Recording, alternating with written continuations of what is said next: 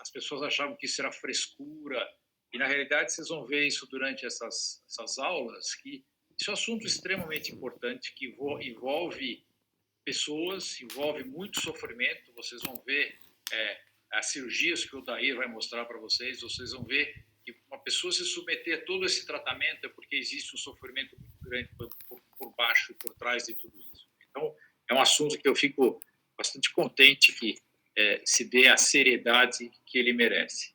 E o segundo motivo é porque as pessoas que estão aqui são pessoas muito queridas para mim.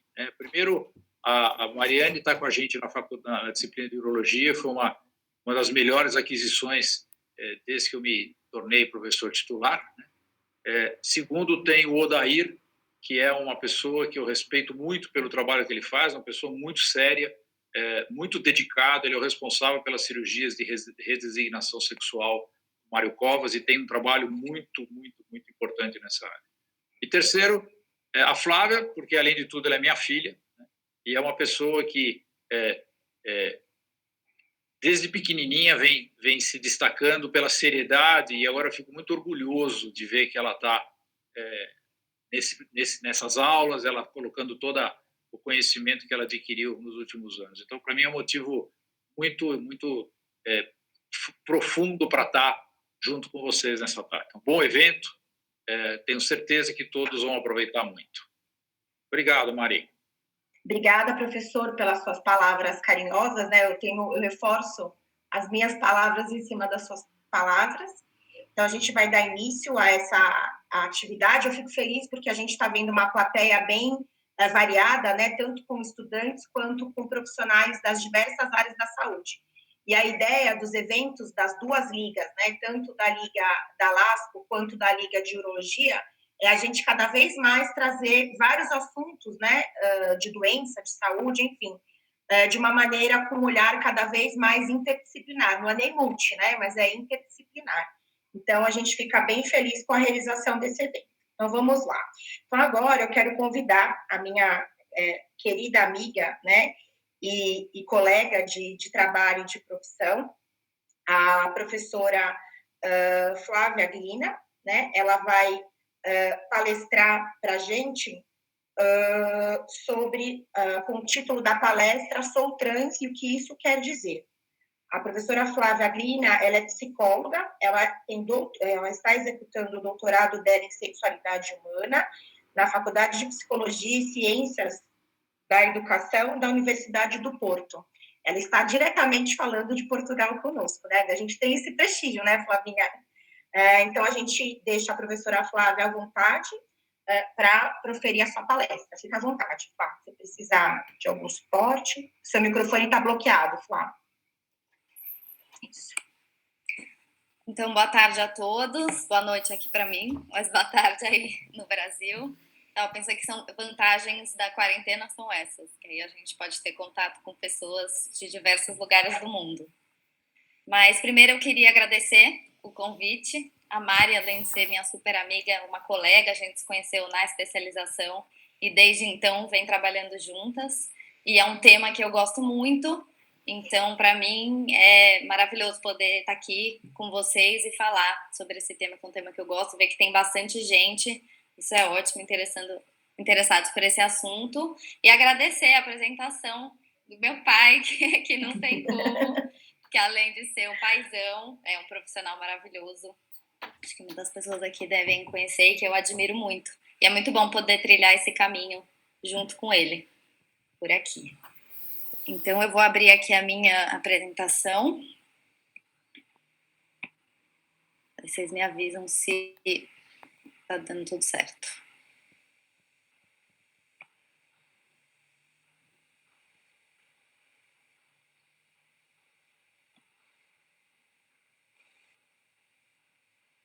Estão vendo a tela?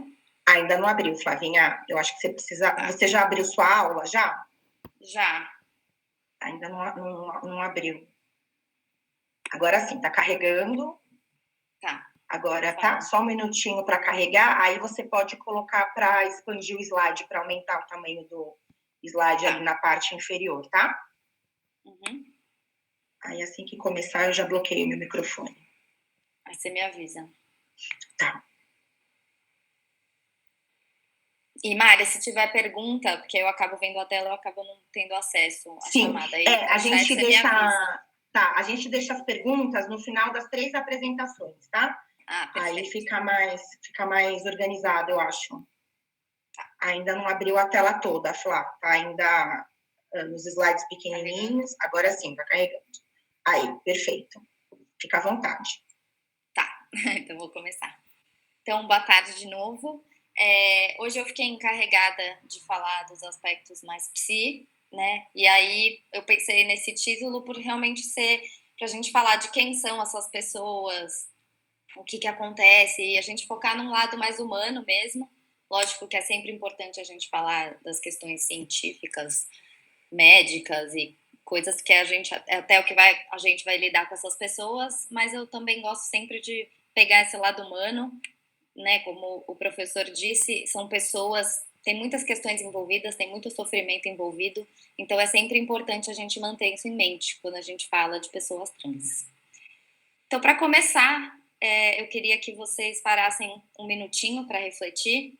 Sei que nesse esquema virtual fica tudo um pouco mais impessoal, mas se cada um puder tirar um minutinho aí, queria que vocês pudessem pensar o que é ser uma mulher para vocês e o que é ser um homem.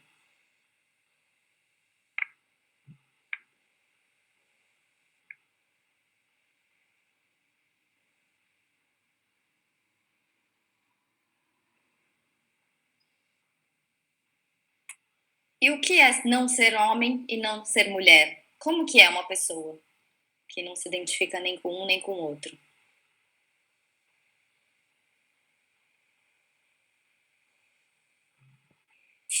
E por fim, para a gente dar início então ao nosso tema, o que a palavra trans significa para você? Depois, no final das sessões, se alguém quiser compartilhar o que pensou agora, a gente pode conversar um pouquinho. Mas muito provavelmente, na cabeça de alguns de vocês, devem ter vindo questões um pouco parecidas com essa imagem que eu coloquei aí. Então, rosa para mulher, azul para homem, a mulher gosta de maquiagem, o homem gosta de esportes, o homem gosta de videogame, mulher gosta de ir no shopping.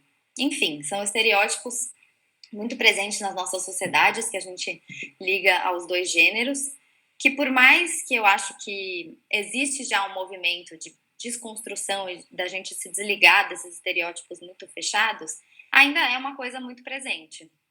A gente pode até pensar nos chás revelação, né? Naquela ansiedade de quando vai nascer uma criança, qual o sexo? E automaticamente a gente já liga o sexo ao gênero, e esse é o primeiro ponto para a gente poder falar de pessoas transgênero.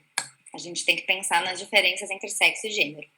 Então, sexo, muitos de vocês são estudantes da graduação e devem saber, mas sexo se refere, então, às características biológicas. Não só os órgãos genitais, mas os hormônios, os cromossomos, todas as questões de fato biológicas que são inerentes a nós. E o gênero é um construto social e é um termo de cunho biopsicossocial, então ele não é nem só um nem só o outro, ele tem influência de todas essas áreas, e ele se refere às identidades, às expressões, os papéis e as expectativas sociais. Então o gênero engloba bastante coisa. E, assim, primeiro, como na imagem anterior, socialmente, a visão predominante de gênero é uma visão binária, que é dividida só em masculino e feminino. E por isso que, quando a gente para refletir alguma coisa assim, vem muitos desses estereótipos na nossa cabeça, como se fossem as únicas opções. Mas o gênero é um construto extremamente complexo, fluido e multifacetado. Então, a gente vai fazer um exercício hoje para expandir o máximo possível a nossa concepção de gênero e como que a gente entende essas identidades. Então, dentro do gênero, eu coloquei essa figura que eu acho, ela não é muito bonitinha, mas eu acho que ela é bem explicativa. Então, temos a identidade de gênero. A identidade é como a pessoa se sente, como a pessoa se identifica. Então, é o seu senso de si mesma. Depois temos a expressão, que é como a pessoa vai expressar essa identidade para o mundo. Então, eu me sinto Minha identidade é como eu me sinto, como eu me expresso é a expressão. E o papel é como eu atuo essa expressão em diferentes ambientes, diferentes contextos, com diferentes pessoas. Então, uma diferença de mudança de papéis, por exemplo, é quando eu estou num ambiente de trabalho, eu estou num ambiente com amigos, a gente vai assumindo diferentes papéis. O que não quer dizer que isso mude a nossa identidade, a maneira como a gente se sente. E a experiência diz respeito a tudo isso junto. Então, como a pessoa vai experienciar esse gênero, a maneira como ela se identifica, a maneira como ela se expressa. E o que é muito importante também, que tem nessa figura, e muitas vezes as pessoas confundem, é a gente falar que orientação sexual e identidade de gênero não são a mesma coisa. A identidade de gênero é, como eu disse, como eu me sinto, e a orientação sexual é por quem eu me atraio. Então, algumas pessoas vão se atrair por um ou mais gêneros, outras pessoas vão se atrair por pessoas. Então, também a gente vê cada vez mais que a orientação sexual também é uma coisa bastante ampla e com muitas possibilidades. Então, depois de tudo isso, todos esses conceitos que a gente tem que entender quando a gente vai falar de pessoas trans. Primeiro, temos as pessoas cisgênero. As pessoas cis são as pessoas que o sexo e o gênero, o sexo atribuído ao nascimento e o gênero são congruentes. Então, isso acaba acontecendo na maioria das pessoas. Por exemplo, aquela criança teve a revelação, sexo feminino. E aí, aquela criança vai crescendo, vai evoluindo e ela de fato se identifica com uma identidade feminina, um gênero feminino. Então ela começa a se expressar a partir desse gênero. Já uma pessoa trans é uma pessoa que não tem essa congruência entre o sexo atribuído no nascimento e a forma como ela se identifica. Então é a criança do sexo feminino que nasce, começa a crescer, se desenvolver e começa a perceber que ela não se identifica com aquele gênero, com aquela expressão de gênero feminina. E aí o que acontece? Tem pessoas trans que vão se identificar com o gênero, que algumas pessoas falam oposto. Então essa criança, por exemplo, do sexo feminino se identifica com o gênero masculino. Mas tem as pessoas não binárias e genderqueer, que são termos mais amplos, um termo guarda-chuva que a gente chama, que é para englobar as pessoas que não se identificam nem com um nem com o outro. Tem até alguns autores que sugerem que a gente poderia entender o gênero como um espectro e as pessoas se manifestam e se expressam da forma que elas quiserem dentro desse espectro. Mas isso alguns autores não são contra, porque querendo ou não, num espectro a gente coloca duas pontas, então a gente de novo acaba colocando um sistema binário onde as pessoas circulam entre.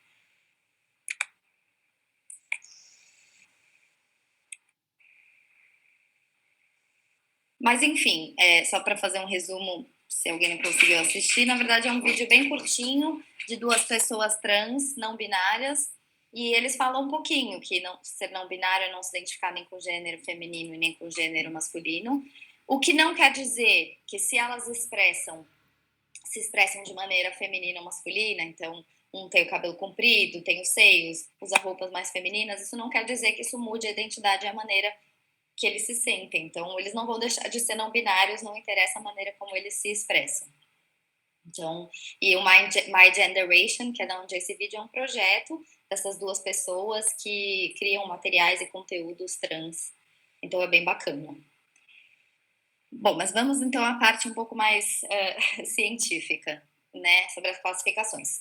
O DSM-5 é o Manual Diagnóstico de Transtornos Mentais, e o DSM-5 já teve uma evolução importante, assim, no sentido de buscar uma despatologização. O que antes era chamado um transtorno, agora o diagnóstico é da disforia de gênero, que é o sofrimento causado pela incongruência entre o sexo atribuído no nascimento e o gênero experimentado pelo indivíduo. Então, é importante só dizer que o diagnóstico não é para uma pessoa ser trans. O diagnóstico é pelo sofrimento que essa incongruência pode trazer. E aí o CID-11, que ainda não saiu oficialmente, né, mas a proposta deles é bem interessante, porque no CID-10 esse diagnóstico se encontrava na categoria de transtornos mentais e era transtorno da identidade sexual. E a proposta para o CID-11 é que colocar esse diagnóstico na categoria de condições relativas à saúde sexual, então a partir desse momento deixa de ser um transtorno mental, e o nome seria agora então incongruência de gênero. Então, assim, é um movimento polêmico, um debate constante, essa questão da patologização. Tem pessoas que debatem que o diagnóstico é necessário para essas pessoas poderem ter acesso aos serviços, no SUS, por exemplo, no Brasil, mas foi um importante passo no sentido de colocar não como um transtorno, mas como uma incongruência de gênero, que é a incompatibilidade marcada entre o gênero vivido e o gênero atribuído no nascimento. É importante também dizer que não são todas as pessoas trans que vão apresentar disforia de gênero. Não necessariamente a pessoa precisa ter um sofrimento relacionado a essa questão, e a disforia também pode se manifestar de diversas maneiras, tanto corporal, emocional, então também não existe uma regra de como essa disforia tem que se manifestar. Aqui, essa pessoa é uma pessoa ativista, Cian Lester, é uma pessoa trans, e eu coloquei esse depoimento que eu achei interessante para a gente poder entender como que é essa disforia para essas pessoas. Então, eu vou ler. A disforia, para mim, sempre foi um choque entre o que o meu corpo sabe que deveria estar ali, as características sexuais que eu consigo de fato sentir, e as características sexuais que, de maneira bizarra e impossível, de fato estão ali. É como pisar em falso no escuro. Quando até o momento de apoiar o pé, você tem certeza que o degrau estava ali. Não é sobre querer um corpo diferente. É saber como meu corpo deveria ser e viver constantemente com a dor da discórdia, tão sofrido quanto um osso quebrado. Eu não escolhi fazer mudanças no meu corpo para conformá-lo a estereótipos de gênero, mas sim para que finalmente pudesse me sentir completa. Eu achei esse texto bem interessante, porque às vezes, de fato, a gente fica se perguntando como é isso, né? E existe uma frase bem comum, bem clichê, que se diz que as pessoas trans são pessoas que nasceram no corpo errado. E acaba sendo uma concepção tanto reducionista, porque essas pessoas são muito mais que isso. E eu achei bem profundo esse depoimento dessa pessoa, porque mostra como é uma coisa... Ela fala que ela de fato sente que o corpo dela é de um outro jeito, e quando ela olha no espelho, o corpo dela é daquele jeito. Então isso pode ser motivo de muito sofrimento. E eu que achei interessante também, que estudando sobre isso, eu vi um livro, que depois eu posso deixar a bibliografia com vocês, se vocês quiserem, que fala, para a gente entender como uma pessoa trans se sente com o corpo dela, a gente pode pensar no nosso próprio dia a dia das pessoas cis. Quando a pessoa engorda um pouco, eu emagreço um pouco, faço exercício, não faço. Já é comum socialmente as pessoas com as expectativas sociais terem muitas questões com o próprio corpo. Então, imagina você ter certeza que seu corpo é de outro jeito, mas você olha e aquilo não é o que acontece. Então, por isso, e o professor Odair vai falar um pouco disso também, que a cirurgia, em alguns casos, pode ser, assim, extremamente importante e libertador. Então, para isso, né, a transição não consiste só da cirurgia de adequação sexual, pode ser o tratamento hormonal, a cirurgia de mastectomia, a mudança no nome, legalmente, o uso do nome social. A transição é qualquer processo pelo qual as pessoas trans passam para poder adequar não só as características corporais, a maneira como eles se identificam, para tornar o mais próximo de como eles se sentem o possível. Mas o que é importante a gente lembrar é que não é uma regra, então não necessariamente todas as pessoas trans vão querer passar por algum tipo de transição. Principalmente a gente vê nas pessoas não binárias, essa coisa da cirurgia às vezes é menos presente, porque não existe essa necessidade de fazer uma alteração corporal. Então, de novo, e a gente sempre tem que lembrar disso quando a gente fala de pessoas trans, a gente sempre tem que respeitar a individualidade de cada um e as vontades de cada um. Eu não vou passar o vídeo, porque ele vai ficar sem som. Eu posso mandar no chat depois e depois vocês veem. Mas é um TED Talk de uma pessoa trans não binária também. E ele conta um pouquinho, ele resume de uma maneira bem didática e com a visão pessoal tudo isso que eu tô falando para vocês. Então, de repente, no final da aula, eu mando o link no chat e aí vocês assistem pra gente concluir. Acho que dá um resumo bem legal. Bom, e qual é o nosso papel? Os profissionais de saúde. A APA, que é a American Psychological Association, lançou esse guideline em 2015 para psicólogos que trabalham com pessoas trans. Eu coloquei aqui porque os itens que eu selecionei não são só para psicólogos, são bem globais, eu acho que é o que todo mundo tem que ter em mente quando a gente vai cuidar e falar dessas pessoas. Então, em primeiro lugar, é sempre ter em mente que a gente tem que ter uma abordagem transafirmativa e respeitosa. Transafirmativa no sentido de uma abordagem compreensiva e inclusiva.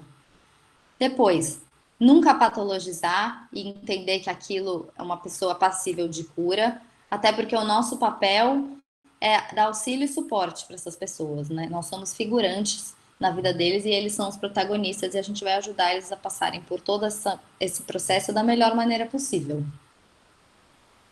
Então, a gente precisa sempre compreender e ter em mente que o gênero é um construto não binário e que existe uma enorme variedade de formas e possibilidades que esse gênero pode se expressar. Assim como é possível que, no caso das pessoas trans, haja uma incongruência entre o sexo atribuído no nascimento e o gênero com qual a pessoa se identifica. Compreender também que a identidade de gênero e a orientação sexual são distintos, mas se interrelacionam. Eu li, que eu achei bom para fixar, assim, essa questão de gênero, sexo, orientação, identidade, expressão. A gente pode pensar como uma família, que cada um tem sua particularidade, sua individualidade, o seu espaço, mas que todo mundo se relaciona. Então, é importante a gente ter clareza de todos esses conceitos, mas entender que eles também estão sempre interrelacionados. Então, para a gente falar de um, a gente acaba tendo que falar do outro. A gente também tem que ter consciência sempre de que as nossas atitudes e conhecimentos sobre as questões de identidade de gênero podem influenciar e muito o bem-estar e a saúde, a qualidade do serviço para essas pessoas e para essas famílias. Eu vou falar isso um pouco mais na frente, mas os estudos mostram que quando as pessoas trans têm apoio, não só da família e dos amigos, mas dos profissionais de saúde, eles têm um desenvolvimento e um bem-estar muito maior, melhor saúde mental. Então, isso é muito importante, porque também às vezes a gente acha que é só no serviço, não vai fazer diferença, mas a gente acaba fazendo muita diferença. Então, até esse outro item, que é reconhecer que eles têm maior probabilidade de ter evoluções e experiências positivas quando recebem um suporte social e um cuidado transafirmativo inclusivo.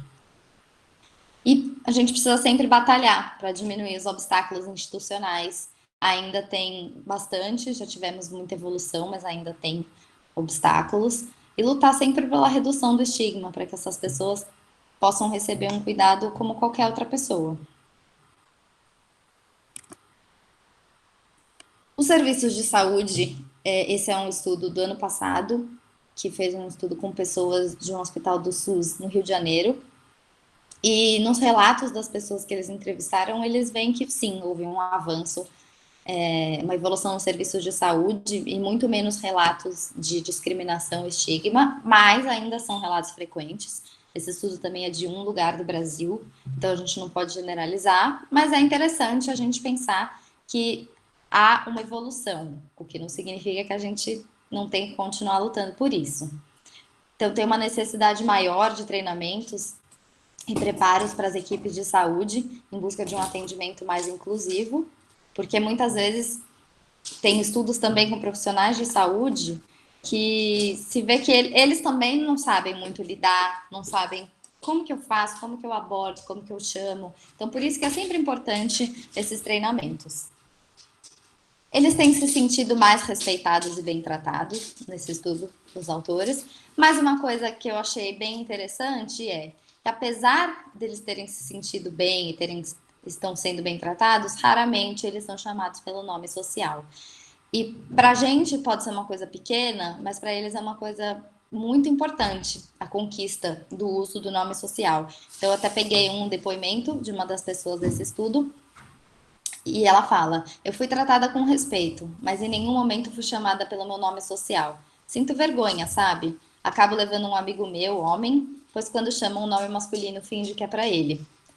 Então, tá aí uma coisa muito importante para a gente pensar, que às vezes é uma questão de burocracia, eu sei que na ficha, às vezes acaba vindo o nome de nascença, mas uma coisa para a gente ficar de olho, que para a gente pode ser pequeno, mas para essas pessoas acaba sendo muito importante e constrangedor, porque aquela pessoa está buscando se expressar de uma maneira nova. Quando a gente chama por um nome que não faz mais parte da vida daquela pessoa, isso pode ser muito doloroso. Querendo ou não, né, é uma população, por mais que a gente lute muito por essa igualdade, é uma população que acaba apresentando maiores taxas de uso de drogas e álcool. Eles também têm maiores taxas de depressão e ansiedade, tem maior incidência de HIV, maiores taxas de ideação suicida. E esse autor aponta que a gente pode pensar que as maiores taxas de transtornos psiquiátricos podem ser atribuídas mais às experiências psicossociais dessas pessoas do que, de fato, pela incongruência em si.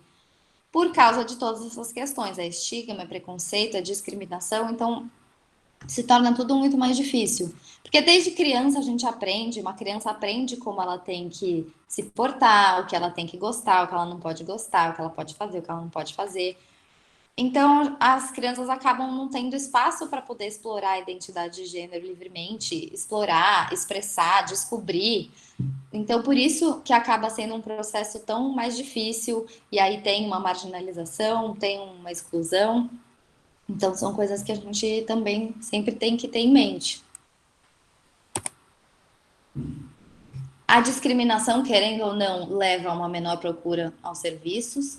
Muitas pessoas trans ainda fazem tratamentos, fazem uso de hormônios de maneira clandestina, né? Leiga, sozinhos. É muito importante a gente sempre, no acolhimento, fazer uma triagem para possíveis questões psiquiátricas e se existe ideação suicida. Teve um estudo de uma escola de Toronto que crianças que recebiam suporte de pais e amigos tinham uma taxa de ideação suicida de 4%. E as crianças que não receberam esse suporte tinham uma taxa de ideação suicida de 57%. Então, de fato, é uma coisa que chama muita atenção. E no Brasil, infelizmente, o Brasil é o país que mais mata pessoas transgêneros no mundo. E a expectativa de vida de uma pessoa transgênero no Brasil é 35 anos. Então, de fato, é uma coisa que a gente tem que falar e tenta lutar contra isso. Porque 35 anos, eu imagino que muitos de vocês estejam quase lá ou tenham mais que isso. Então, a gente tem que pensar que é uma expectativa de vida muito curta. E aí, nosso papel nisso tudo também é estudar a terminologia e o vocabulário inclusivo e sempre tentar agregar ao acolhimento, ao cuidado, o apoio e o suporte da família, que, como eu disse, de fato, tem resultados, assim, tem muita influência e muita importância no desenvolvimento dessas pessoas.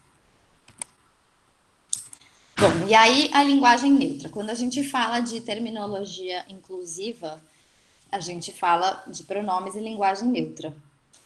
É importante saber que não existe uma única terminologia correta e um jeito certo de falar.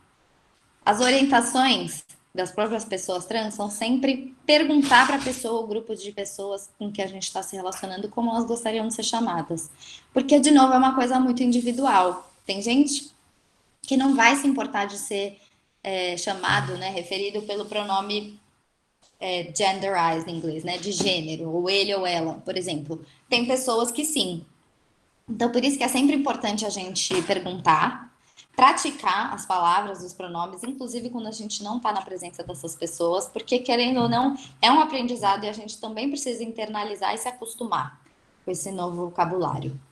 É normal errar, é normal ficar inseguro no começo, e aí o que eles mesmos falam pra gente é pede desculpas e continua tentando, não precisa justificar, não precisa ser um grande acontecimento. Continuar tentando internalizar esse conhecimento. E se manter atualizado nos novos termos.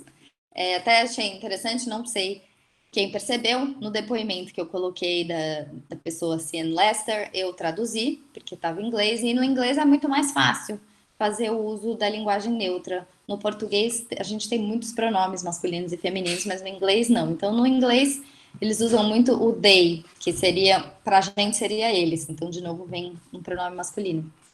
E eu escrevi no final, que ela fala feel complete, então se sentir completa. E eu escrevi se sentir complete, com E.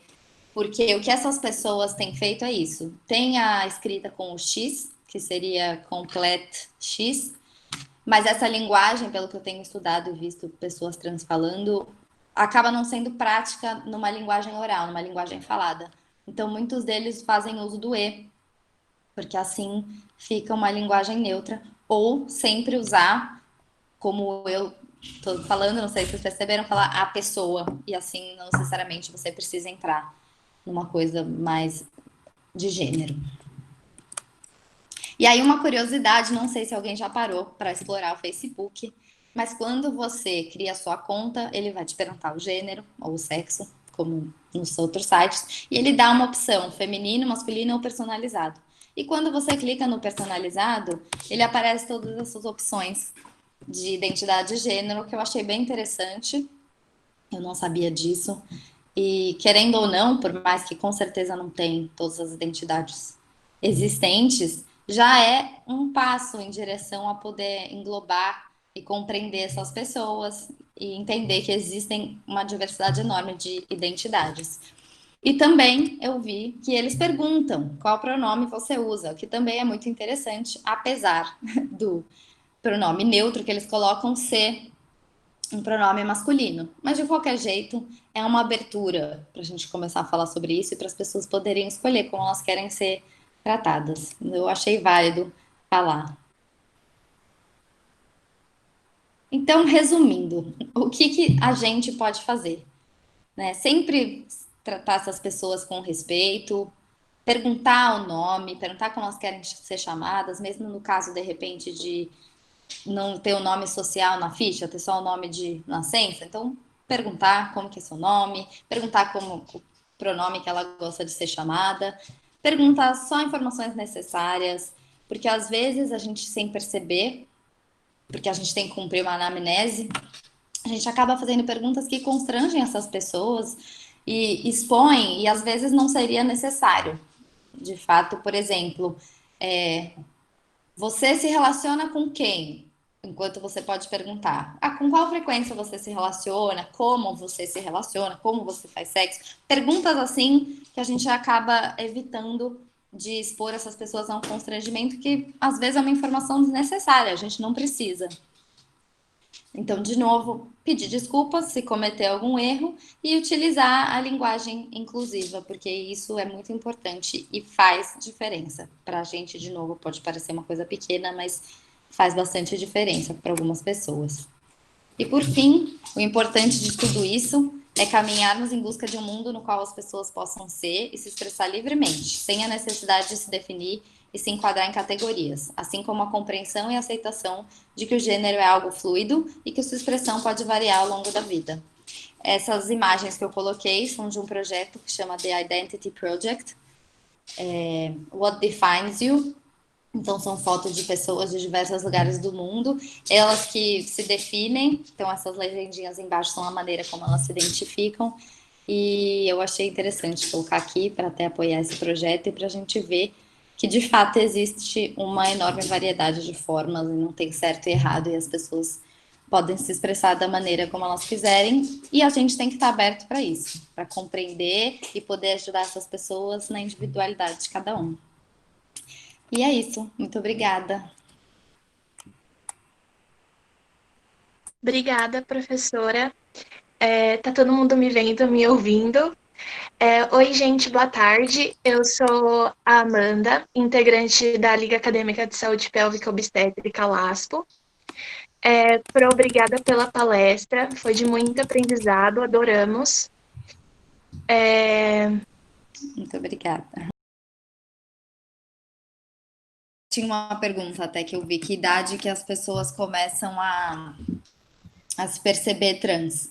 E eu até estudei bastante sobre isso, porque eu tinha essa curiosidade. E aí eu fui estudar sobre crianças trans e realmente, assim, a maioria das pessoas, de novo, não é uma regra, porque a gente não pode falar de regras quando a gente fala disso, mas muitas pessoas começam a perceber que tem alguma coisa diferente ainda na infância, assim, começam a querer se expressar de outra maneira, bem pequenos. E também é importante saber que nem todas as crianças que também começam a ter essas questões, e que não são todas as crianças que apresentam essas questões na infância que vai continuar na idade adulta. Então, também é uma coisa que é uma criança que, claro, tem que ser acompanhada, porque pode sim ser uma coisa fluida, pode ser uma coisa dinâmica, pode ser uma coisa que mude na idade adulta, mas pode ser que não. Então, geralmente, eles começam a perceber alguma coisa ainda na infância, bem pequenininhos. Gabriela, eu não tenho esses dados, eu não sei te dizer. E não sei também se essas pessoas, se existe uma questão de disfunção sexual que se seria diretamente relacionado à questão de gênero. Talvez ao procedimento cirúrgico, não sei, o professor daí pode falar isso melhor que eu. Mas eu não tenho dados se isso é uma coisa comum. E eu tinha visto lá em cima também, alguém me perguntou de histórico de abuso. Histórico de abuso sexual, e também não é uma coisa que eu tenho dado, assim, realmente os estudos, pelo que eu vejo, não é uma coisa que tem que seja significativa, assim como às vezes a gente vê em outras questões, como em parafilias, por exemplo, que tem histórico de abuso sexual na infância, não é uma coisa comum e nem estatisticamente, assim, comum nas pessoas trans. Flávia, uma pergunta. Oi, meu nome é Bruna. Tô vendo. Deixa eu te perguntar, como que é tratado casos de negligência, assim, dos pais em questão à criança, assim, quando ela começa a se sentir trans e quer assumir essa identidade e tudo? Porque eu imagino que tem algum acompanhamento, alguma coisa, assistência social, alguma coisa que se envolva. Como que é feito, assim?